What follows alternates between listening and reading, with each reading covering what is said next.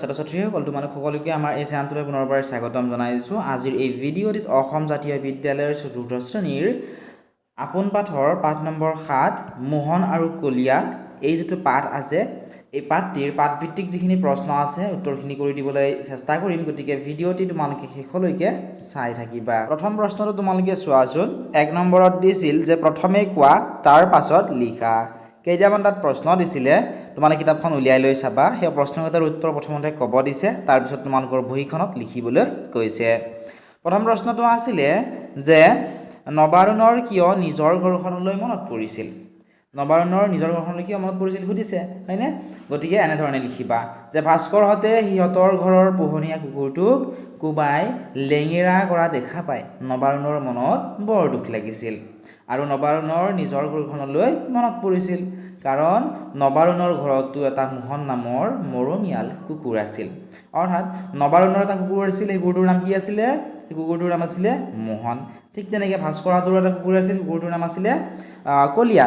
গতিকে যেতিয়া নবাৰুণে এই মাহীয়েকৰ ঘৰলৈ গৈছিল তেতিয়া এই যিটো মোহন নামৰ কুকুৰ আছিল নবাৰুণৰ, সেই কুকুৰটো ঘৰতে আছিল, হয়নে? সি মাহীয়েকৰ ঘৰলৈ আহিছিলে।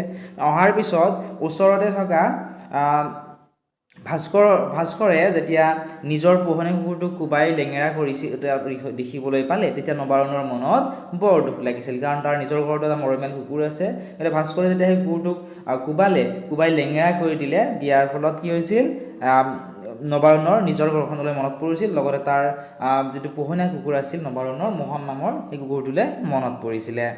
এতিয়া চাওঁ আহা আমি 6 নম্বৰ প্ৰশ্নটি আছিলে এনেধৰণৰ যে ঘৰখনৰ লগতে আৰু কাৰ কথা নবাৰুণৰ মনলৈ আহিছিল।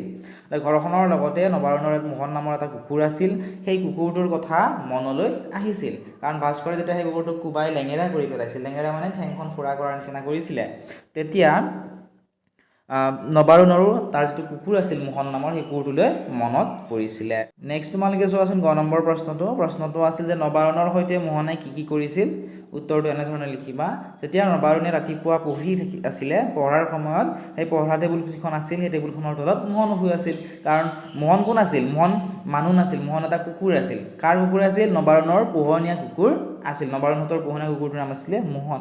গতিকে নবাৰুণে যেতিয়া ৰাতিপুৱা পঢ়ি আছিলে, পঢ়ি থকাৰ সময়ত সেই টেবুলখনৰ তলত মোহনো শুই আছিল আৰু নবাৰুণৰ হাতৰ কিবা এটা বস্তু খায়ে মোহনে দিনটোৰ আৰম্ভণি কৰিছিল। অৰ্থাৎ মোহনে যেতিয়া তাক কিবা খাবলৈ দিয়ে, মাকহঁতে যেতিয়া নবাৰুণক চাহ খাবলৈ দিয়ে তেতিয়া চাহৰ লগত বিস্কুটো দিয়ে, হয়নে? সেই বিস্কুট অলপমান আকৌ কাক দিছিল? মোহনকো দিছিল। গতিকে নবাৰুণৰ হাতৰ তেনেকুৱা ধৰণৰ কিবা এটা বস্তু খাইহে মোহনে দিনটোৰ আৰম্ভণি কৰিছিল। নবাৰুণ স্কুললৈ যাওঁতে তাৰ লগে লগে মোহন গৈ স্কুলত থৈ আহেগৈ আৰু স্কুলৰ পৰা আহোঁতেও আগবঢ়াই আনেগৈ। আৰু যেতিয়া নবাৰুণ স্কুললৈ গৈছিল তাৰ লগে লগে সেই মোহন নামৰ কুকুৰটো গৈ এই নবাৰুণক স্কুলত থৈ আহিছিল আৰু যেতিয়া স্কুল ছুটি হ'বৰ সময় হয় স্কুলৰ পৰা আহোঁতেও নবাৰুণক আগবঢ়াই আনিবলৈ গৈছিল। আৰু নবাৰুণে যেতিয়া পুখুৰীত গা ধুবলৈ যায় তেতিয়া মোহনেও জঁপিয়াই সমানে সমানে কি কৰিছিল? সাঁতুৰি আছিল নবাৰুণৰ লগত। নেক্সট তোমালোকে চোৱাচোন 10 নম্বৰ প্ৰশ্নটো আছিল যে মোহনে নবাৰুণক স্কুললৈ থ'বলৈ যাওঁতে ৰাস্তাই ৰাস্তাই কিয় প্ৰস্তাৱ কৰিছিল। উত্তৰটো এনেধৰণে লিখিব পাৰা যে মোহনে নবাৰুণক স্কুললৈ থ'বলৈ যাওঁতে উভতি ৰাস্তাই ৰাস্তাই প্ৰস্তাৱ কৰিছিল যাতে সি উভতি আহোঁতে ৰাস্তা নেহেৰুৱায়। সাধাৰণতে চাবাচোন যিসকলৰ ঘৰত কুকুৰ আছে তোমালোকে নিশ্চয় জানাই, যেতিয়া কুকুৰে ক'ৰবালৈ যায় বা তোমালোক আগবঢ়াই থ'বলৈ যায় বা ওচৰৰ আন কাৰোবাক চাবাচোন যেতিয়া আগবঢ়াই থ'বলৈ যায় কুকুৰে কি কৰে? ৰাস্তাই ৰাস্তাই প্ৰস্তাৱ কৰি গৈ থাকে। কিহৰ কাৰণে কেনেকৈ গৈ থাকে? যাতে কুকুৰটোৱে যেতিয়া ঘূৰি আহিব যাতে তাৰ যিটো ৰাস্তা আছিল, যিটো ৰাস্তাৰে গৈছিলে সি যাতে ৰাস্তাটো পাহৰি নাযায়। সেই প্ৰস্তাৱ কৰাখিনি চাই যাতে বা কিবা ধৰণৰ শুঙি হ'লেও যাতে সি আকৌ নিজৰ ঘৰটো উলিয়াবলৈ পাৰে, সেইকাৰণে কুকুৰে কি কৰে? ৰাস্তাই ৰাস্তাই প্ৰস্তাৱ কৰি যায়। ঠিক আছে, এনেধৰণে লিখিবা। নেক্সট প্ৰশ্নটো চোৱাচোন। প্ৰশ্ন নম্বৰ 9 প্ৰশ্নটি আছিল এনেধৰণৰ যে নবাৰুণে ভাস্কৰৰ সৈতে কিয় নেখেলে বুলি কৈছিল। উত্তৰটো এনেধৰণে লিখিবা যে ভাস্কৰে সিহঁতৰ পোহনীয়া কুকুৰটোক কোবাই লেঙেৰা কৰি পেলোৱা দেখা পাই খঙতে নবাৰুণে ভাস্কৰৰ সৈতে নেখেলোঁ বুলি কৈছিল। নবাৰুণৰ যিহেতু এটা কুকুৰ আছিল, হয়নে? মন নামৰ কুকুৰ এইটো আছিল।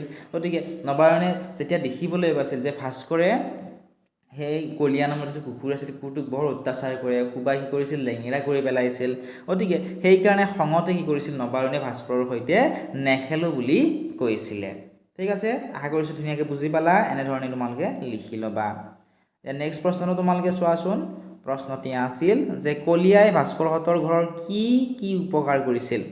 উত্তৰটো এনেধৰণে লিখিবা যে কলীয়াই ভাস্কৰহঁতৰ ঘৰতো ৰাতি ৰাতি পহৰা দি আছিল, যাতে চোৰ সোমাবলৈ নোৱাৰে। ভাস্কৰহঁত কৰবলৈ গ'লে আগবঢ়াই থৈ আহিছিল। কলীয়া আছে বাবে ফুলনিৰ ফুল, বাৰীৰ শাক পাচলি এইবোৰ খাবলৈ আহিবলৈ গৰু ছাগলীয়ে সাহস নকৰে। পদূলিমুখত গৰু ছাগলী দেখিলেই কলীয়াই খেদি নি দূৰত থৈ আহেগৈ। এনেদৰে কলীয়াই ভাস্কৰহঁতৰ ঘৰৰ উপকাৰ কৰিছিল, হয়নে? চাবাচোন, আমাৰ কুকুৰে কি কৰে? ৰাতি পহৰা দিয়ে, হয়নে? ৰাতি ৰাতি পহৰা দি আছে। এইটো কেনেকৈ কলীয়াও কি কৰিছিল? যেতিয়া ভাস্কৰে কৈছিল যে কুকুৰটোৱে আমাৰ কি সহায় কৰিছে, সি কেৱল খাইছে আৰু শুইছে, তেতিয়া নবাৰুণে ভাস্কৰক বুজাইছিল যে কলীয়া নামৰ যিটো কুকুৰ আছিল সেই কুকুৰটোৱে কি কৰিছিল? সেই ভাস্কৰহঁতৰ ঘৰটো ৰাতি পহৰা দি আছিল। কিহৰ কাৰণে পহৰা দিছিল? যাতে চোৰ সোমাবলৈ নোৱাৰে। ভাস্কৰহঁত যেতিয়া কৰবালৈ ফুৰিবলৈ যায় বা কৰবালৈ যায়, তেতিয়া কি কৰে? কুকুৰটোৱে আগবাঢ়ি থৈ আহে, হয়নে? আৰু সেই ভাস্কৰহঁতৰ কলীয়া নামৰ কুকুৰটো থকাৰ বাবেই ভাস্কৰহঁতৰ ফুলনিৰ ফুল, বাৰীৰ শাক পাচলি আদিবোৰ খাবলৈ গৰু ছাগলীয়ে সাহস নকৰে। কাৰণ পদূলিমুখত যেতিয়া গৰু ছাগলী দেখে, তেতিয়াই কলীয়াই কি কৰে? খেদি নি দূৰত থৈ আহেগৈ। গতিকে এনেদৰে কলীয়াই ভাস্কৰহঁতৰ ঘৰৰ উপকাৰ কৰিছিলে। গতিকে এনেধৰণে তোমালোকে ইয়াৰ উত্তৰটো লিখি ল'বা। এতিয়া আহা আমি নেক্সট প্ৰশ্নটো চাওঁ। প্ৰশ্নটি আছিল যে নবাৰুণৰ কথাত ভাস্কৰে কি উপলব্ধি কৰিলে। নবাৰুণে যেতিয়া কথাখিনি ভাস্কৰক বুজাই ক'লে, তেতিয়া নবাৰুণৰ কথাত ভাস্কৰে কি উপলব্ধি কৰিলে সুধিছে। এনেধৰণে তোমালোকে ইয়াৰ উত্তৰটো লিখি ল'বা। গতিকে লিখিবা যে নবাৰুণৰ কথাত ভাস্কৰে সিহঁতৰ ঘৰখনত কলীয়াৰ গুৰুত্ব কিমান ভালদৰে উপলব্ধি কৰিছিল।